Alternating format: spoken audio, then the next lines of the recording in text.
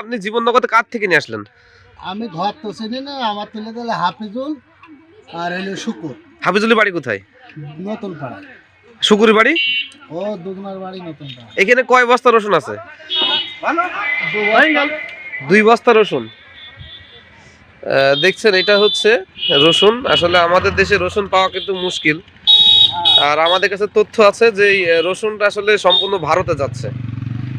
তো একজন ভাই নিয়ে আসছেন জীবননগর। কার আড়ত থেকে আপনি জানেন না? না, আমি নাম জানি না।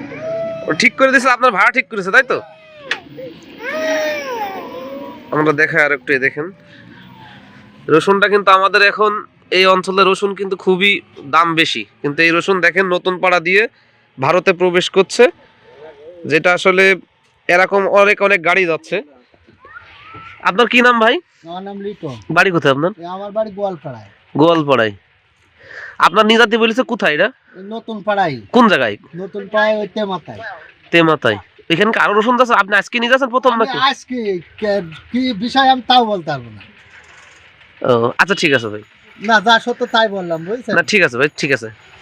খাই যেতে পারি? হ্যাঁ, তো আসলে দেখছেন রসুনটা আসলে যাচ্ছে কিভাবে। এই গাড়িতে আপনি কি নিয়ে যাচ্ছেন? আপনি তো দেখতে এটা কি আছেন? ভিডিও করে কি হবে? এই রসুন কোথায় নিয়ে যাচ্ছেন? বাড়ি গ্রামে নিয়ে যাচ্ছি। আপনার বাসা কোথায়? নতুন পাড়ায়। আচ্ছা, এই রসুনটা আপনি কোন আড়ত থেকে নিয়ে আসলেন? আমরা ভাই কি করবে? এই কার, এই রসুনটা কার? আমি নাম জানি না, বলছি না। আপনি পেছন কিভাবে তুললেন তাহলে? ও জেলে নিয়ে যাচ্ছি। সে লোকটা কই? চলে গেছে। আপনার বাড়ি নতুন পাড়ায়, যাচ্ছে কোন নতুন পাড়ায়?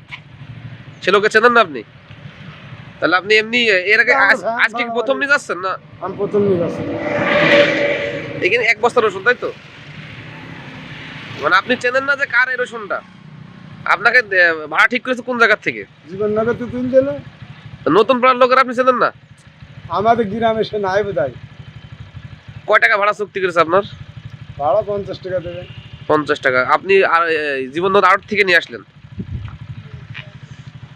দেখেন, এই হচ্ছে আর একটা রসুনের গাড়ি, কারণ এই রসুন সব কিন্তু বাংলাদেশ থেকে ভারতে যাচ্ছে।